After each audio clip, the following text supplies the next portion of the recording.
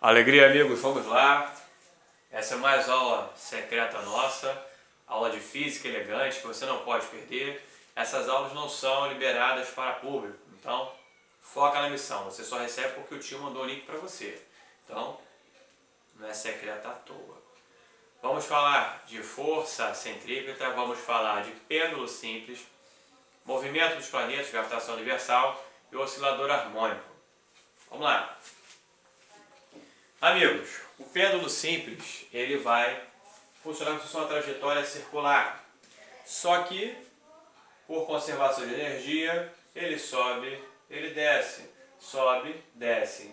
Ele faz isso, ó, até parar. Aqui seria o ponto de equilíbrio, que ele estaria parado, onde a tração, força que vai puxar para cima,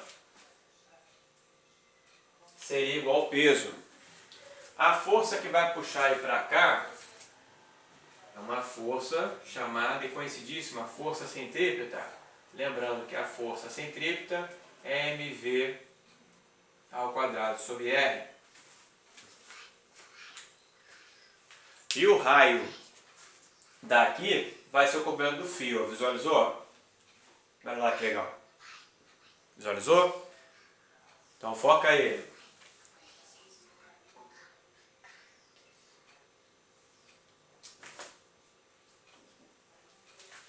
Então preste atenção. A fórmula do período é igual a 2π raiz de L sobre G. E período 2π M sobre K. Vai depender do que tiver. Então pode ser uma mola. Ele quer falar sobre a massa. Massa de quê? Massa do corpo. E K, constante elástica. Ele vai ter que falar pra gente. O período não é que ele vai dar uma volta completa. Não. É o período que ele sobe, é o período que ele desce. É o período que ele sobe, é o período que ele desce. Que ele volta ao seu estado original. Ok? Muito bem. Nessa parte de período simples, há um tempo não cai, questão sobre pêndulo, né? E seguindo o nosso bizu ninja, olha lá, movimento dos planetas. O movimento dos planetas. Gravitação. Gravitação vai ser um estudo em que eu vou trabalhar as forças de atração, né? Massa atrai massa, corpo atrai corpo. Atração de corpos. A mesma força que o Sol atrai a Terra atrai o Sol. Então, em gravitação,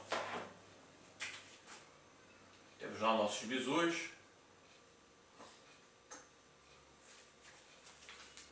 A gravidade.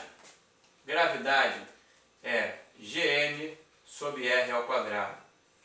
Eu consigo calcular a gravidade de qualquer planeta, sabendo a massa do planeta e o raio do planeta. Esse G, ele é 6,67 vezes 10 a menos 11. Vai ser quem? Bom, a massa quilogramas, o raio metro. Então, vai ser, olha lá, quilograma dividindo quilograma segundo, ok? Aí tem o Newton, né? Aquela coisa toda, metro cúbico.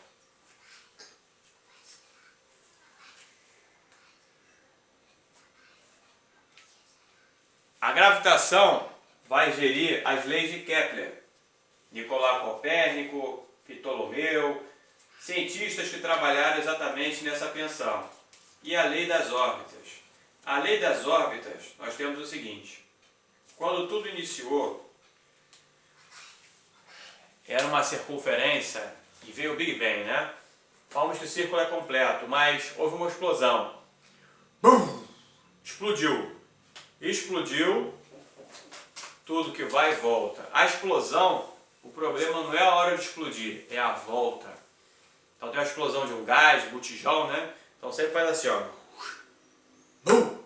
Essa volta é que deslacera tudo, explode tudo.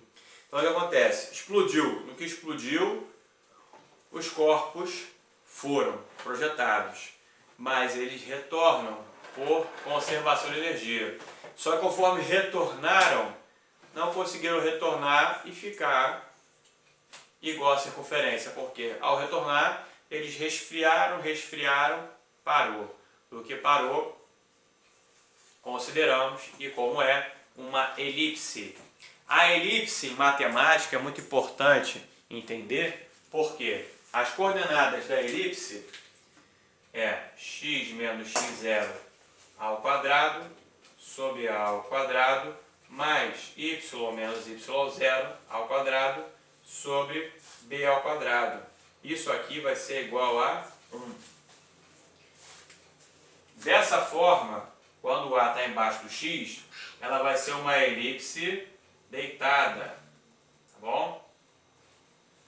Olha lá. Botando o eixo aqui, dizendo que ela está na origem também, centrada na origem. Esse lado aqui, o maior lado, nós chamamos de A. E aqui vai ser o B. E o C vai ser a coordenada do foco. Tanto é que na elipse, eu digo que A ao quadrado é igual a B ao quadrado mais C ao quadrado. Na equação da elipse, você tem que identificar quem é A ou quem é o B. E o C, as coordenadas do foco. Se você tiver o A, tiver o B, tu acha o C. E os planetas vão trabalhar exatamente dessa forma, elipticamente. Ok? Assunto importantíssimo. Perfeito, amigos. Então, para efeito de conta e por conservação, tudo relativo à elipse, nós vamos falar que é uma circunferência. Que na verdade é. Aqui está a circunferência. A circunferência, ela tem um centro. Visualizou? Ao centro. Ao centro. Eu vou pegar o centro e vou dividir em duas partes. E isso vai ser uma elipse. Então a circunferência e a elipse têm uma relação muito grande. Então a elipse na verdade era uma circunferência, só que esticada. E o seu centro fragmentou em duas partes, é chamado dois focos. E dos seus focos até qualquer parte da elipse, a distância do foco 1, do foco 2, a soma dessas distâncias a qualquer extremidade sempre vai ser uma constante, chamada de 2A, aquele A que você viu. Ok? Em gravitação, temos três leis. As leis de Kepler. Os planetas descrevem órbitas elípticas. Segunda lei.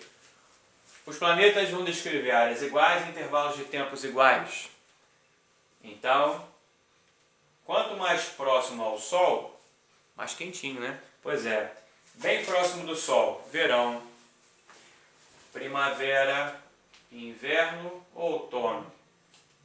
Então, próximo ao Sol, perto, periélio, distante do Sol, afélio. Então aqui nós temos o afélio e aqui periélio. Beleza? Essa aqui vai ser as relações. Tempos iguais. Nós temos 4 estações definidas, porém meio loucas atualmente, né? Então, inverno, 3 meses. Outono, 3 meses. Verão, 3 meses. 4 meses, 4 estações do ano, que vai ser as estações durante o ano. Então, 3 meses por estação. Por isso, o intervalo de tempo é igual. O período da Terra é 365 dias. Então, ela leva 1 ano para dar uma volta completa no Sol. E o período vai variando de planeta para planeta. Então, esses períodos vão intercalando. Então vai depender do raio. Por exemplo, Mercúrio é 87 dias, 87 dias terrestres. Vênus, 224 dias. A Terra, 365. Marte, 686. Júpiter, 4.332 dias. Saturno, 10.759 dias.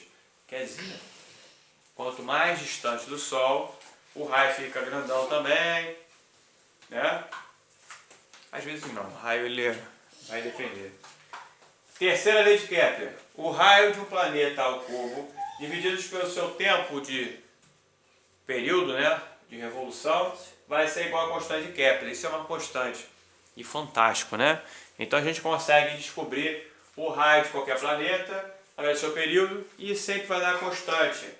valor bem próximo, que vai ser a constante de Kepler, 7,64 vezes 10 a menos 6. É uma universalidade das leis de Kepler, né? É muito interessante que até hoje se aplica isso. E esse estudo é muito antigo.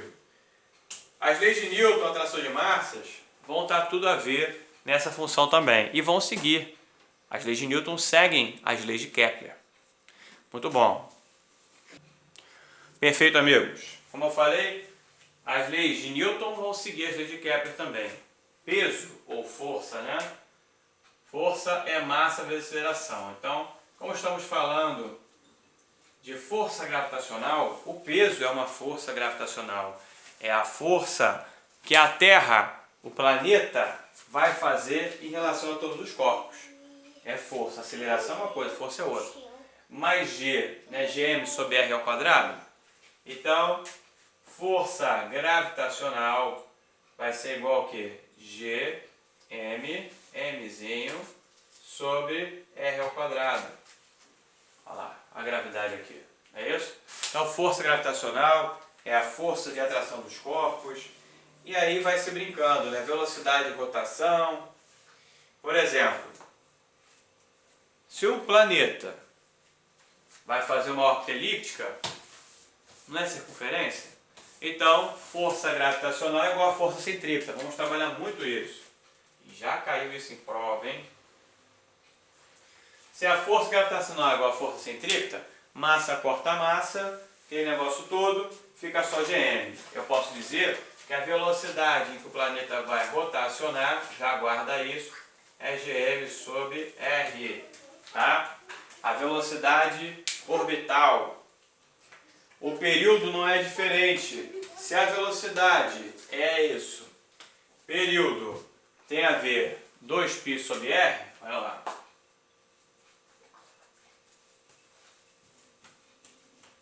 Não é isso? Olha lá. Período é ômega R, não é isso? Olha lá. Ômega não é 2π sobre período? Eu posso dizer então que período é 2π sobre V. Se V é raiz quadrada de Gm sobre R, eu posso dizer simplesmente que período vai ser raiz. Aí pode botar para fora, né? Fazer umas coisas elegantes. Eu posso dizer vai elevar ao quadrado, ao extrair a raiz. Então, espera aí. 2π raiz de R ao cubo sobre Gm. Corta, corta. Ficar brincando de igualar, não sabe o que fazer em física, é muito interessante. Iguala uma coisa com a outra. Você falou de força centrípeta? Está falando de força gravitacional? Iguala, só tem que lembrar das fórmulas. Na prova da UERJ é legal que ela dá as fórmulas para você, mas tem algumas provas que você tem que ter isso na mente. E mesmo independente de ela dar as fórmulas ou não, você tem que ter e saber para poder identificar, não, essa é com aquela, você realmente conhecer um pouquinho da física. Ok? Então, os movimentos, as rotações, eu vou trabalhar fortemente com esse tipo de analogia. A velocidade de lançamento de força de escape, né? Também tem uma relação aí que eu utilizo. Quando ele fala de lançamento horizontal com entrada em órbita, que é o caso do peteleco, e entrou em órbita, né, que tem uma velocidade para isso, essa é a velocidade orbital. Então, para lançamento, órbita, você vai fazer a mesma coisa, só que entrar em órbita, ele vai sair e vai girar, né, porque vai ficar girando em torno da Terra.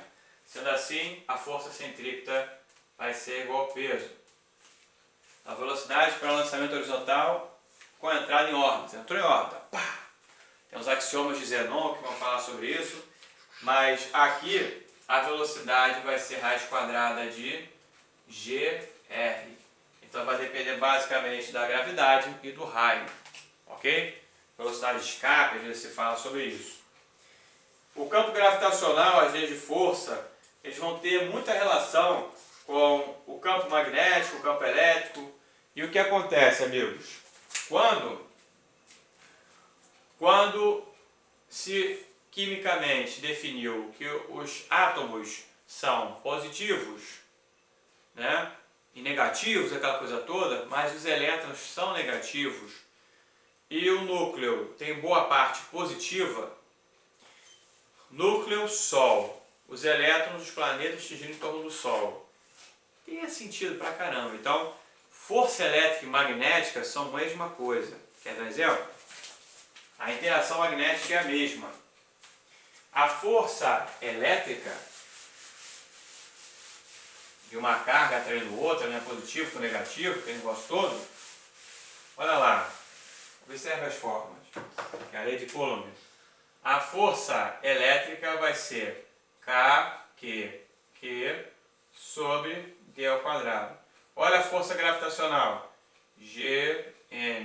Mzinho sobre o raio ao quadrado. A força elétrica, QQ sobre D ao quadrado.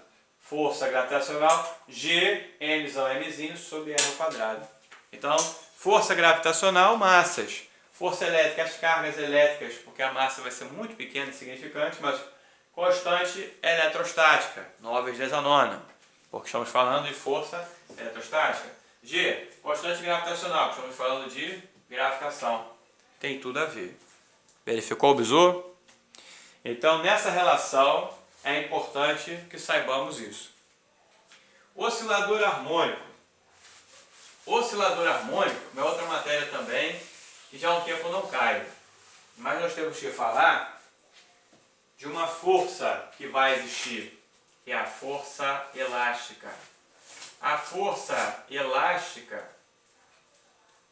ela precisa da mola. Então observe aqui, eu tenho uma molinha que no seu estado natural, sem estar esticada, ela tem L0 de comprimento.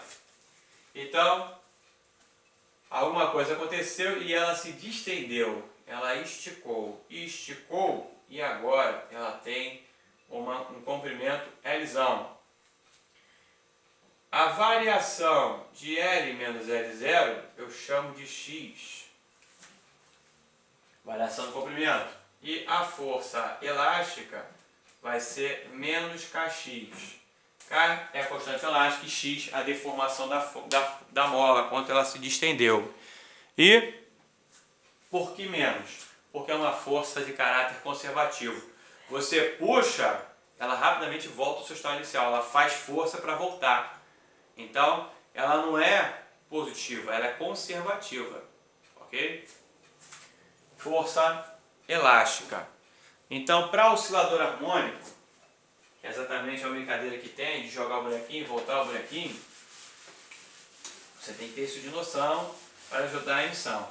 Então, em um oscilador harmônico, que é um sisteminha que tem, ele é preso e essa mola vai ficar ali brincando de ficar para lá e para cá, e ver por ver, para a coisa toda, e desliza e volta. Então, o que acontece? A mola, quando ela está no seu estado natural, ali, sem mexer,